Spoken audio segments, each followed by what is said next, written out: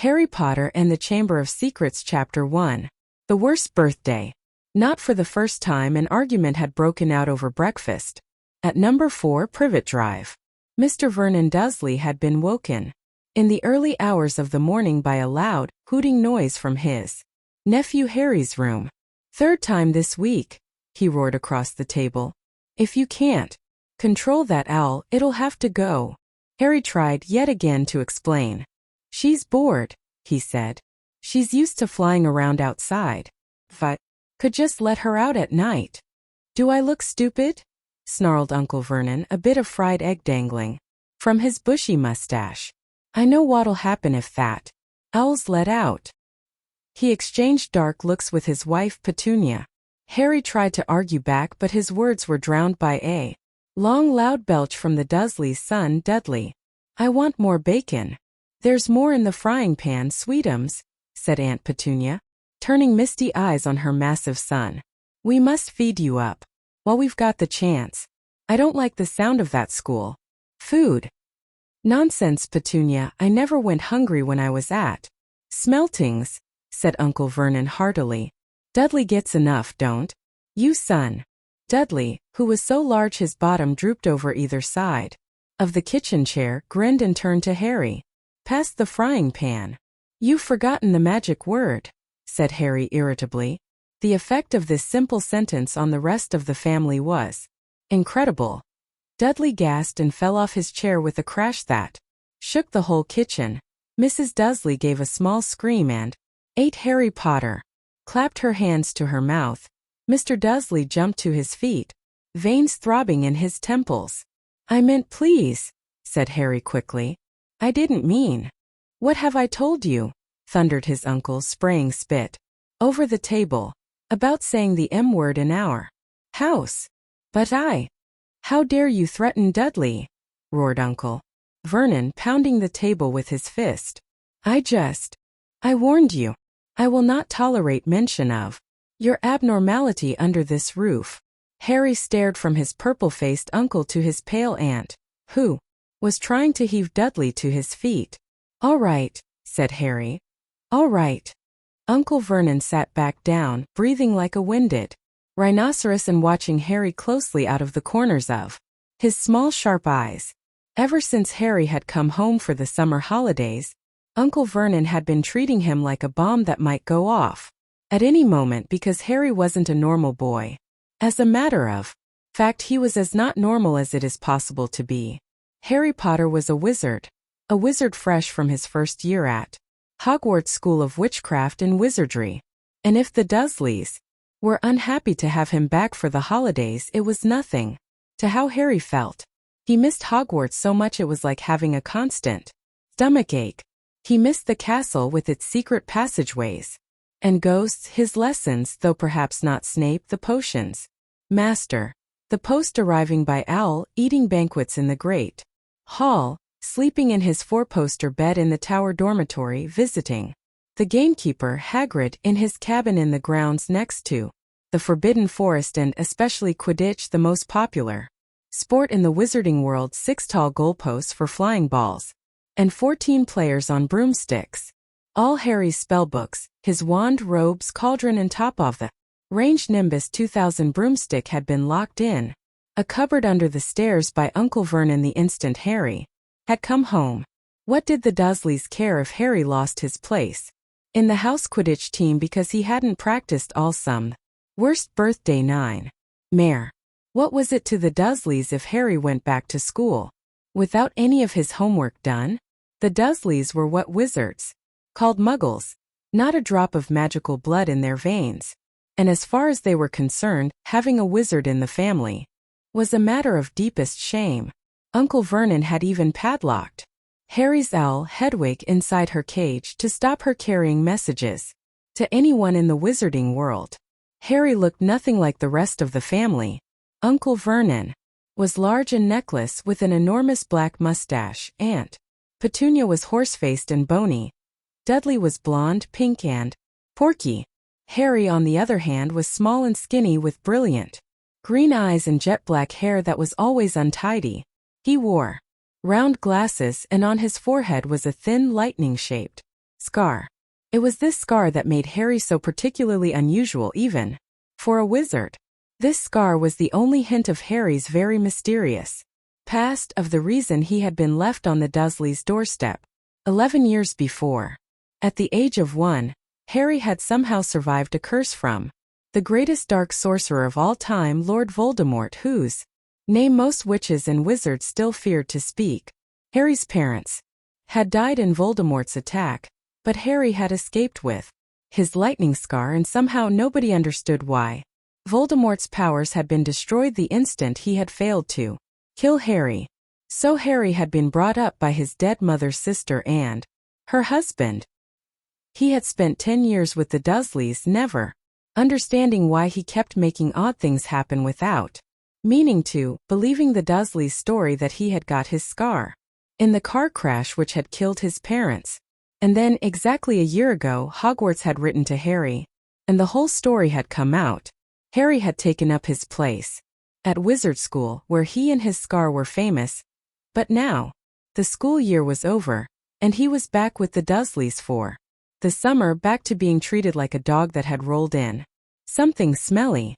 The Dursleys hadn't even remembered that today happened to be Harry's 12th birthday. Of course, his hopes hadn't been high. They'd never given him a proper present, let alone a cake, but to ignore it completely. 10 Harry Potter. At that moment, Uncle Vernon cleared his throat importantly and said, "Now, as we all know, today is a very important day."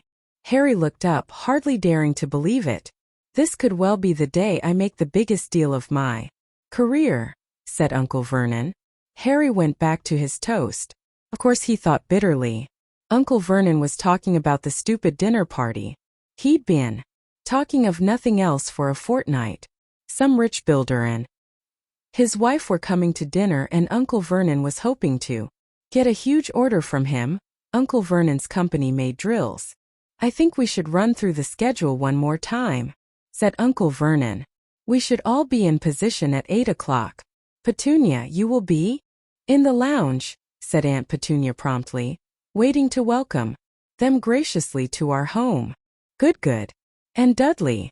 "I'll be waiting to open the door." Dudley put on a foul, simpering smile. "May I take your coats, Mr. and Mrs. Mason?" "They'll love him," cried Aunt Petunia rapturously. "Excellent, Dudley," said Uncle Vernon. Then he rounded on, "Harry. And you. I'll be in my bedroom, making no noise and pretending I'm not there," said Harry tonelessly. "Exactly," said Uncle Vernon nastily. "I will lead them into the lounge, introduce you, Petunia, and pour them drinks. 8:15. I'll announce dinner," said Aunt Petunia. "And Dudley, you'll say, 'May I take you through to the dining room, Mrs. Mason?'" said Dudley, offering his fat arm to an invisible woman. "My perfect little gentleman," sniffed Aunt Petunia. "And you?" said Uncle Vernon viciously to Harry. "I'll be in my room, making no noise and pretending I'm not there," said Harry dully. "Precisely. Now, we should aim to get in a few good compliments at dinner. Petunia, any ideas?" "Vernon tells me you're a wonderful golfer, Mr. Mason. Do tell me where you bought your dress, Mrs. Mason." "Perfect. Dudley, how about, we had to write an essay about our hero at the worst birthday 11 school, Mr. Mason, and I wrote about you." This was too much for both Aunt Petunia and Harry. Aunt Petunia burst into tears and hugged her son, while Harry ducked under the table so they wouldn't see him laughing. "And you, boy?" Harry fought to keep his face straight as he emerged. "I'll be in my room, making no noise and pretending I'm not there," he said. "Too right you will," said Uncle Vernon forcefully. "The Masons don't know anything about you, and it's going to stay that way. When dinner's over, you take Mrs. Mason back to the lounge for coffee, Petunia, and I'll bring the subject round to drills. With any luck, I'll have the deal signed and sealed before the news at 10. We'll be shopping for a holiday home in Majorca this time tomorrow." Harry couldn't feel too excited about this. He didn't think the Dursleys would like him any better in Majorca than they did in Privet Drive. "Right? I'm off into town to pick up the dinner jackets for Dudley and me." "And you?" he snarled at Harry. You stay out of your aunt's way while she's cleaning. Harry left through the back door. It was a brilliant sunny day. He crossed the lawn, slumped down on the garden bench and sang under his breath, "Happy birthday to me. Happy birthday to me." No cards, no presents, and he would be spending the evening pretending not to exist. He gazed miserably into the hedge. He had never felt so lonely. More than anything else at Hogwarts, more even than playing Quidditch, Harry missed his best friends, Ron Weasley and Hermione Granger. They, however, didn't seem to be missing him at all. Neither of them had written to him all summer, even though Ron had said he was going to ask Harry to come and stay. Countless times, Harry had been on the point of unlocking Hedwig's cage by magic and sending her to Ron and Hermione with a letter, but it wasn't worth the risk. Underage wizards weren't allowed to use magic outside school. Harry hadn't told the Dursleys this. He knew it was only their terror that he might turn them all into dung beetles that stopped them locking him in the cupboard under the stairs with his wand and broomstick. For the 12 Harry Potter. First couple of weeks back, Harry had enjoyed muttering nonsense words under his breath and watching Dudley tearing out of the room as fast as his fat legs would carry him. But the long silence from Ron and Hermione had made Harry feel so cut off from the magical world that even taunting Dudley had lost its appeal. And now Ron and Hermione had forgotten his birthday. What wouldn't he give now for a message from Hogwarts? From any witch or wizard? He'd almost be glad of a sight of his archenemy Draco Malfoy, just to be sure it hadn't all been a dream. Not that his whole year at Hogwarts had been fun. At the very end of last term, Harry had come face to face with none other than Lord Voldemort himself. Voldemort might be a ruin of his former self, but he was still terrifying, still cunning, still determined to regain power. Harry had slipped through Voldemort's clutches for a second time, but it had been a narrow escape, and even now, weeks later, Harry kept waking in the night, drenched in cold sweat, wondering where Voldemort was now, remembering his livid face, his wide, mad eyes. Harry suddenly sat bolt upright on the garden bench. He had been staring absent-mindedly into the hedge, and the hedge was staring back. Two enormous green eyes had appeared among the leaves. Harry jumped to his feet just as a jeering voice floated across the lawn. "I know what day it is," sang Dudley, waddling towards him. The huge eyes blinked and vanished. "What?" said Harry, not taking his eyes off the spot where they had been. "I know what day it is," Dudley repeated, coming right up to him. "Well done," said Harry. "So you finally learned the days of the week." "Today's your birthday," sneered Dudley. "How come you haven't got any cards? Haven't you even got friends at that freak place?" "Better not let your mum hear you talking about my school," said Harry coolly. Dudley hitched up his trousers, which were slipping down his fat bottom. "Why were you staring at the hedge?" he said suspiciously. "The worst birthday 13. I'm trying to decide what would be the best spell to set it on." "Fire," said Harry. Dudley stumbled backwards at once, a look of panic on his fat face. "You see, can't. Dad told you you're not to do a magic," he said. "He'll chuck you out of the house. And you haven't got anywhere else to go. You haven't got any friends to take you." "Jiggery pokery," said Harry in a fierce voice. "Hocus pocus. Squiggly wiggly.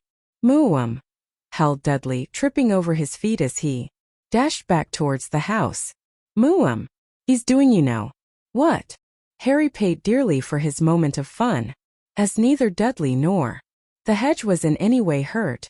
Aunt Petunia knew he hadn't really done magic, but he still had to duck as she aimed a heavy blow at his head with the soapy frying pan.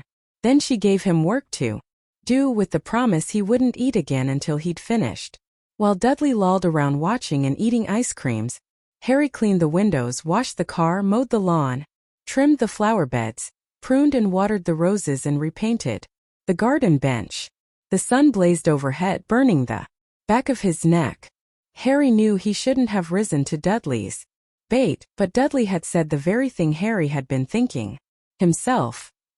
Maybe he didn't have any friends at Hogwarts. Wish they could see famous Harry Potter now, he thought savagely, as he spread manure on the flower beds, his back aching, sweat running down his face. It was 7:30 in the evening when at last, exhausted, he heard Aunt Petunia calling him. Get in here and walk on the newspaper. Harry moved gladly into the shade of the gleaming kitchen. On top of the fridge stood tonight's pudding, a huge mound of whipped cream and sugared violets. A joint of roast pork was sizzling in the oven. Eat quickly. The Masons will be here soon, snapped Aunt Petunia, pointing to 2 slices of bread and a lump of cheese on the kitchen table. She was already wearing a salmon-pink cocktail dress. Harry washed his hands and bolted down his pitiful supper. The moment he had finished, Aunt Petunia whisked away his 14 Harry Potter plate. Upstairs. Hurry. As he passed the door to the living room, Harry caught a glimpse of Uncle Vernon and Dudley in bow ties and dinner jackets. He had only just reached the upstairs landing when the doorbell rang and Uncle Vernon's furious face appeared at the foot of the stairs. Remember, boy. One sound. Harry crossed to his bedroom on tiptoe, slipped inside, closed the door and turned to collapse on his bed. The trouble was, there was already someone sitting on it.